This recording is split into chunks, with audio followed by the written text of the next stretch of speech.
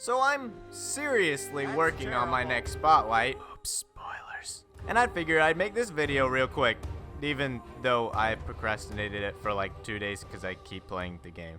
Anyways, in late October, Stunlock said there would be 2 new champions. Who could they be? What would they do? What if I told you? We probably already know. You see, we've already seen 2 new champions in the gameplay trailer. At the end there are these 2 guys, one with a bow and one with a spooky hand. These also directly correlate with Bloodline Champion characters. Let's dust that game off and see what our Battlerite characters could be like. I just have to get to the Bloodlines and wait, how do I get to the Bloodlines? I can't remember how to get to the Bloodlines! Ah, there we go. Now, the first person we're gonna look at is Harbinger. Right-click was Spooky Hand, which pulled while silencing and slowing the enemy with a special thing called Hemorrhage. If you left-click people that had Hemorrhage, you would heal yourself. You can even pull allies with it.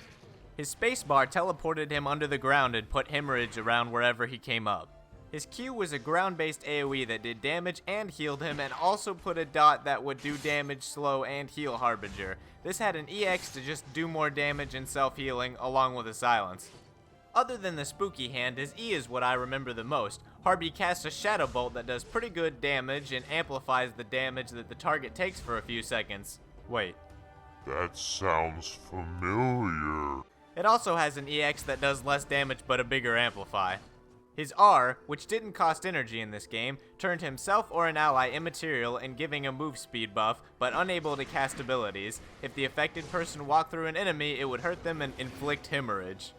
His ultimate was actually pretty memorable too. He turns into a shadow demon thing, taking less damage, reducing debuffs, and improving some of his abilities, including giving Shadow Bolt a 0.5 second cooldown.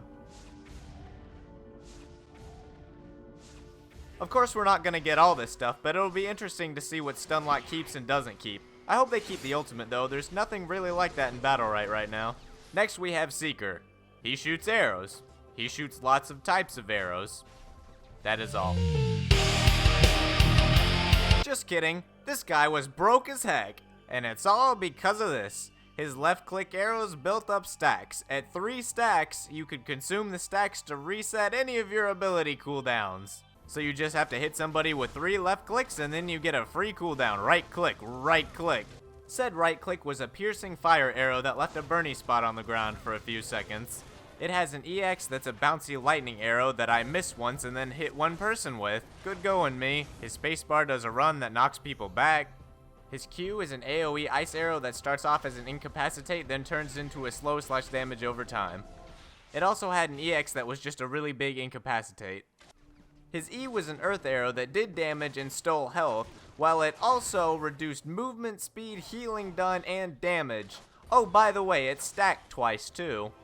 His E is a trance that makes him invisible when you trigger it, but I just couldn't get the bots to trigger it.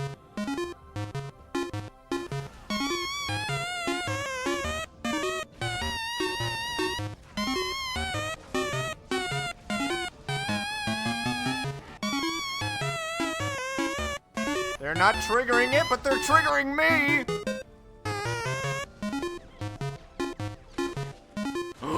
She did it. His ultimate shoots a big ol' piercing lightning arrow that does damage over time and then it explodes. I didn't play Seeker much when I played Bloodline Champions, but I'm excited to see what he looks like in Battlerite. That's about all for this video.